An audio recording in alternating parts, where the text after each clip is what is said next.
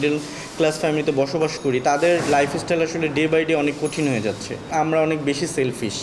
একটা অফিসের পিয়ন যে 12,000 টাকা স্যালারি পায়, কিভাবে তার জীবন যুদ্ধ চলে, এটা নিয়ে আমাদের একটা গল্প। সবাই সমষ্টিগতভাবে একজন আরেকজনের খবর নিয়ে একজন আরেকজনের পাশে দাঁড়ায়, তাহলে হয়তো আমাদের এই ইন্ডাস্ট্রিটা একটা ইন্ডাস্ট্রি হয়ে উঠবে।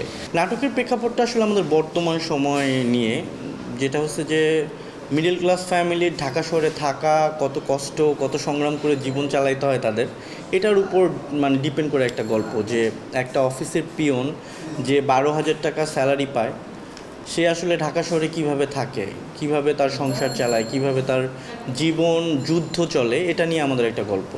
এবং লাস্টে দেখা যায় যে আসলে ও যুদ্ধ করে না পেরে আবার গ্রামে ব্যাক করে। আমাদের এই গল্পে অভিনয় করছে জায়র আলভী ভাই, শ্রেয়সী শ্রেয়া, বাপ্পা ভাই, দিলারা জামান আম্মা, আরও অনেক আর্টিস্ট আছে। আমাদের বিশেষ একটা চরিত্রে অভিনয় করতেছে মুকিত জাকারিয়া ভাই।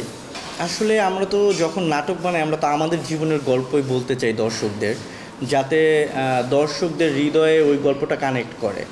আর আমার চেষ্টা থাকে একটু সমসাময়িক গল্প, আমি যদি কমেডি গল্পও করি, আমি চেষ্টা করি লাস্টে গিয়ে একটা মেসেজ দিতে, যে কমেডির মধ্যে দিয়ে সুন্দর করে একটা কিছু যাতে দর্শক পায়, যেটা দেখে দর্শক অনুপ্রাণিত হয়। কারণ দর্শক তো আসলে স্ক্রিনে যাদেরকে দেখে ওইভাবে চলতে চায়, ওইভাবে বলতে চায়, ওদের স্টাইলে কথা বলতে চায়।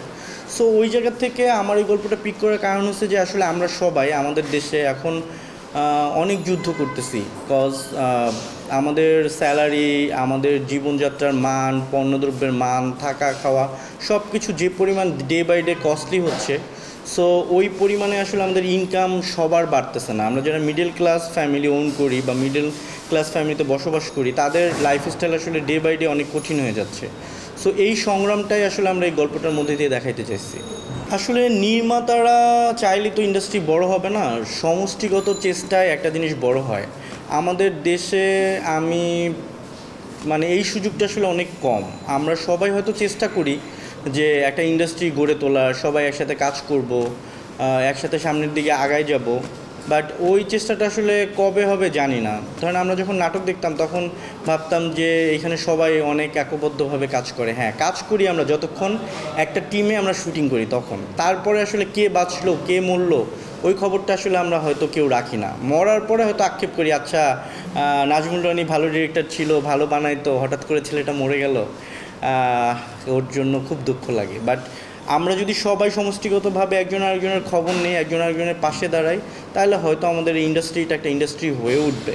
বাট এইখানে আসলে প্রডিউসার ডিরেক্টরের চিন্তা করে না, আর্টিস্টরাও ডিরেক্টরের কথা চিন্তা করে না, বা ডিরেক্টররাও হয়তো যার যার জায়গা থেকে যে যার মতো করে চিন্তা করে। কেউ কখনো সমষ্টিগতভাবে ওইভাবে কতজন চিন্তা করে আমি জানি না, বাট ওই চিন্তা ভাবনাটা আসলে কম। কারণ সবাই সবার জায়গা থেকে আমরা অনেক বেশি সেলফিশ। সো ইন্ডাস্ট্রিটা আসলে সামনে কত দূর যাবে আমি জানি না। আমার জীবন দশায় যদি দেখে যেতে পারি অনেক ভালো লাগবে। বিকজ আমি অনেক চেষ্টা করছি যে সবাই মিলে একসাথে যেন আমরা সামনে আগায় যেতে পারি, কাজ করতে পারি, একে অপরের পাশে থাকতে পারি। আমরা যে যার জায়গা থেকে হয়তো সবাই চেষ্টা করি, আর্টিস্ট চেষ্টা করে, প্রডিউসার চেষ্টা করে, ডিরেক্টর চেষ্টা করে, বাট হয়তো হয় না, কোনো না কোনো গ্যাপ আমাদের মধ্যে আছে। দেশে দেশে সবার সাথে দ্য নিউজ।